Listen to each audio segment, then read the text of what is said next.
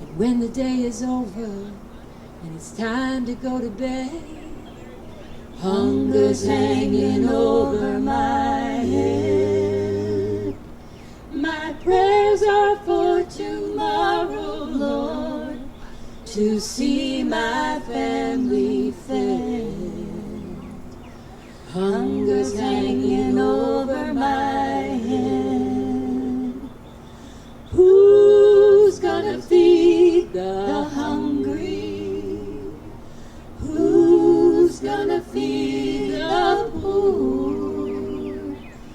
Who's gonna stand and help me fight that lean wolf that's howling at my door?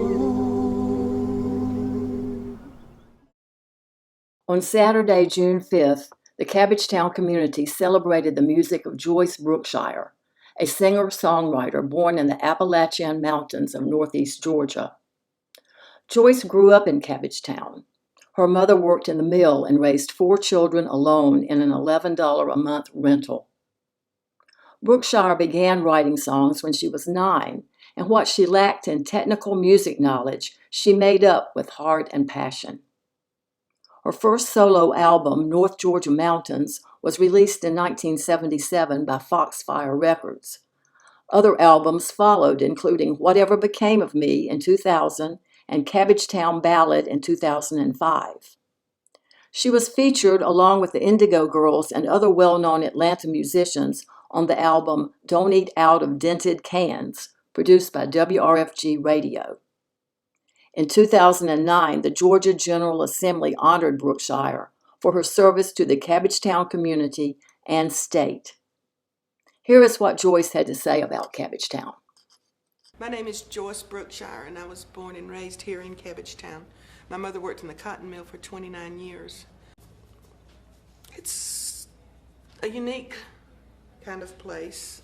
It's unique, I think, especially from the rest of Atlanta, mainly because it was closed off. It's 1 mile from downtown Atlanta, but it was closed off for so many years.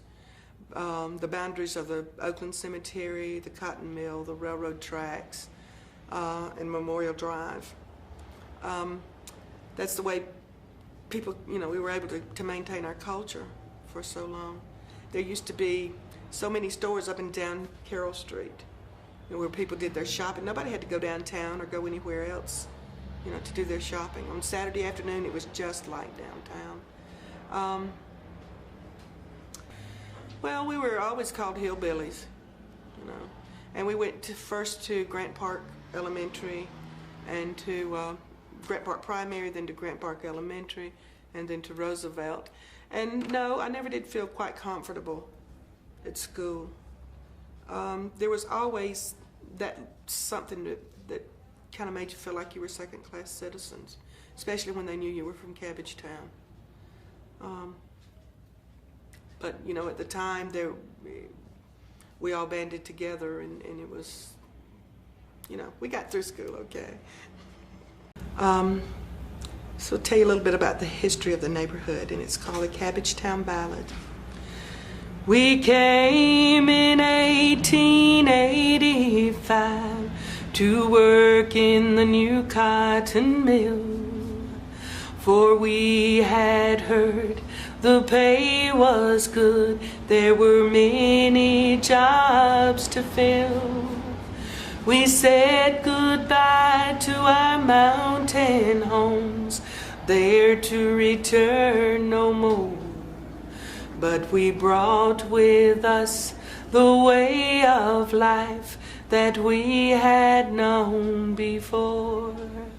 We're a mountain clan called Cabbagetown in the city of Atlanta, GA. And if it be the will of God, it's where we'll always stay. Be the will. And if it be the will of God, it's where we'll always stay. Joyce Brookshire and the Joyce Brookshire Amphitheater, yes. Greetings from the Joyce Brookshire Amphitheater in Cabbagetown in the city of Atlanta, GA. My name is Elise Witt, and I had the privilege and joy and thrill of singing for, I'm thinking, over 30 years with the fabulous Joyce Brookshire. Joyce was an incredible songwriter. She started writing songs as a way of coping as a child, and she would just go off on her own and start writing songs, and I think every song she's ever written has been incredible and moving and powerful. She's written a lot of songs to support different social movements and actions. I remember when there was a walk, for a hunger walk, she wrote a song called $10,000 Feet, because people were trying to raise $10,000 as they were walking through the city. She wrote songs. She spent a bunch of time up at the Highlander Center, and it was there that she met Guy Carawan and toured with him out to California. He actually loved her song North Georgia Mountains so much he recorded it. He changed it to Sweet Georgia Mountains, which was always a little point of contention with them, but a fun one. Joyce, her music, I think, is universal. She's no longer with us, but her music lives on, her spirit lives on, and her incredible music. And I have to say, we had so much fun singing together. We would travel together, and I don't know if I should say this, but she was a heavy smoker, and I'm a heavy swimmer. So when we were traveling, like we'd go up to the North Georgia Mountains or to North Carolina, and she would say, "Look, Elise, there's a lake over there. Let's go stop there so you can swim." And then she would, of course, have a little smoke.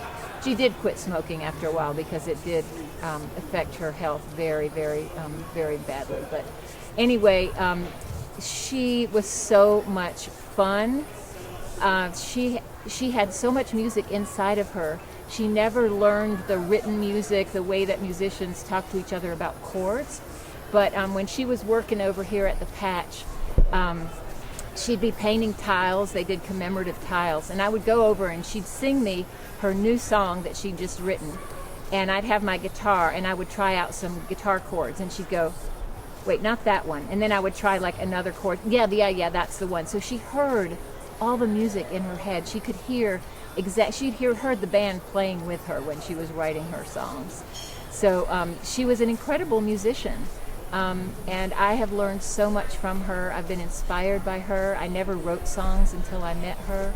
So I just am so, so thankful and so grateful to have gotten to spend such a long time singing and playing and learning the songs of Joyce Brookshire.